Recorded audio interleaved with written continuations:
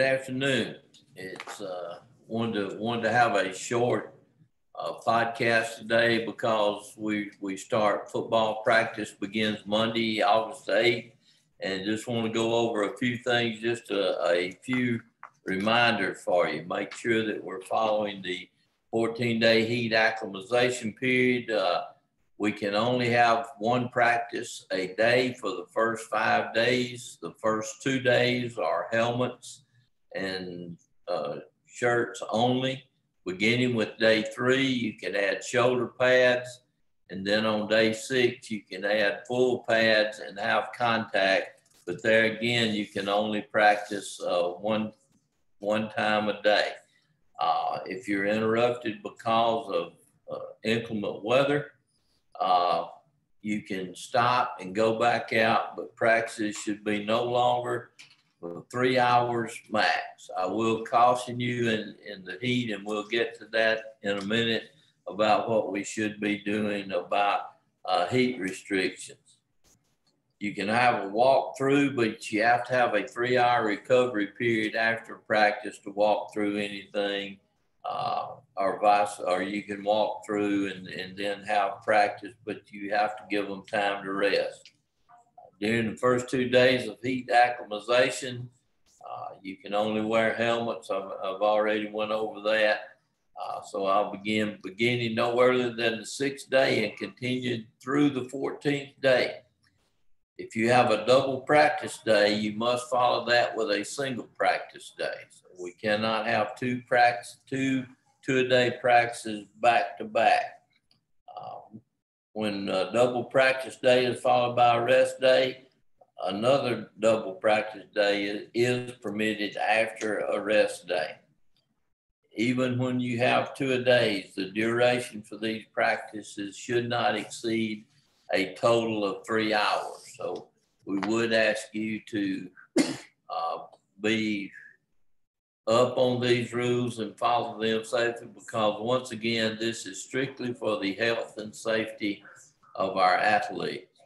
We sent out some information about temperature and real field temperature, I'll call it, and I'll go over those recommendations one more time.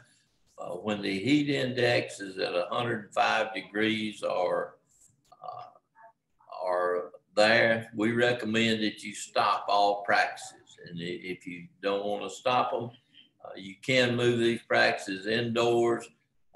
We recommend stopping these practices or delay them until conditions improve.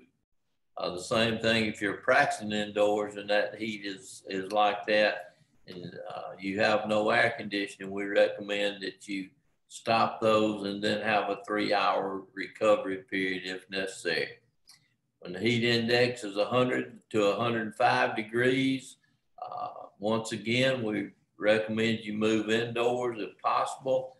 If it's not possible, make sure that you document that you're adding breaks, that you're letting them have plenty of liquid, and that you limit the intensity of those workouts and the duration of these activities. Provide access to water and limited activity under these conditions to more than 2 hours per session. Very important to increase your vigilance in monitoring these participants for necessary action. Make sure you have eyes on these if they're getting sick, if they're lagging behind, and just be very cautious about these things. If the heat index is 95 degrees to 100, we do recommend there again, limit the intensity, limit the duration of these practices, and always provide water at these practices or drinks. Keep monitoring them and then make sure that they have the proper recovery period.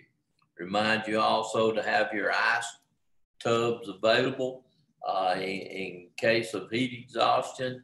Make sure someone has a cell phone to call ambulances if necessary, hopefully not, but just make sure all this. And coaches, I cannot be cannot talk to you enough about make sure you document your practices, that you have everything down that you're doing that day and your breaks and everything that you do to ensure the health and safety of all of our student athletes.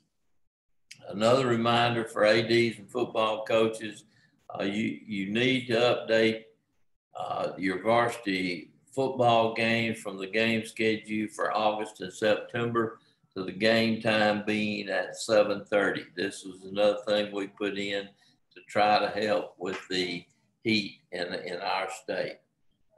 Other than these, good luck to all of you. I hope all of you have a successful year, and just be vigilant and keep the health and safety of not only your student athletes, but remember, this protects coaches, this protects players, managers, officials during the game, and all these things. And then also, this goes for all other outside activities also.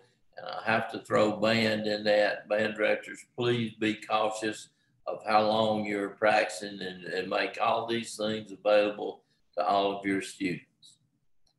Hope each of you have a successful start to the school year, a successful start to our fall practices.